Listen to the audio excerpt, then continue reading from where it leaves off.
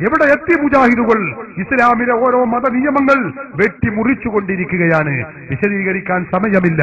ഞാൻ ഇപ്പോ ഒന്നുകൂടി ഓർക്കുകയാണ്. മുജാഹിദ് ഇപ്പൊ പറഞ്ഞു നിങ്ങൾക്കറിയാമോ, സ്ത്രീകളെ ജുമുഅക്കും ജമാഅത്തിനും കൊണ്ടുപോകണമെന്ന് മാത്രമല്ല, ഇപ്പൊ മുജാഹിദുകൾ ഈയിടെയായിട്ട് ഒരു പുതിയ നിയമം കൂടി പറഞ്ഞിട്ടുണ്ട്. എന്താ?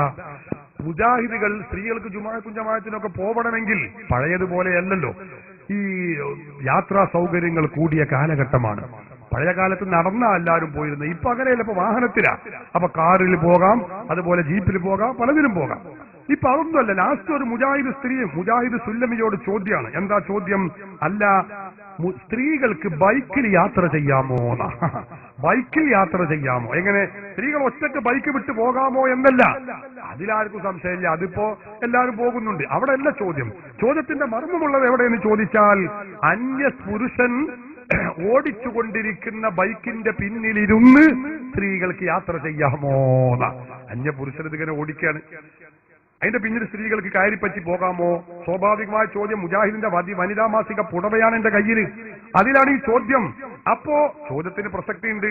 കാരണം സജീവ പ്രവർത്തകനായ അയ്യസുബുകാരന്റെ ഭാര്യയാണ്, അവൻ ഗൾഫിലാണ്, ഭാര്യക്ക് പള്ളിക്ക് പോകണം, വേറെ മാർഗമൊന്നുമില്ല. അടുത്ത വീട്ടിൽ സജീവ പ്രവർത്തകൻ അയ്യസമ്മുകാരനുണ്ട്, അവന് ബൈക്കുണ്ട്, അവൻ ഏതായാലും പള്ളിക്ക് പോവാണ്. എന്നാ അതിന്റെ മേലാണ് ചാടിയിരുന്ന് പോകാൻ പറ്റുമോ? ചോദ്യം നല്ല പ്രസക്തം തന്നെയാണ്. അതായിരിക്കും അതിന്റെ താല്പര്യം. അപ്പൊ മൗലവിയുടെ സുല്ലമിയുടെ ഫത്വ നിങ്ങൾ ചിന്തിക്കണം. എന്താ ഫത്വ എന്നറിയോ?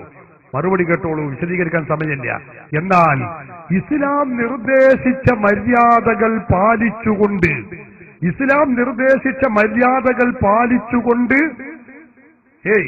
അന്യ പുരുഷന്റെ ബൈക്കിന്റെ പിന്നിലിരുന്ന് യാത്ര ചെയ്യുന്നതിന് യാതൊരു വിരോധവുമില്ല.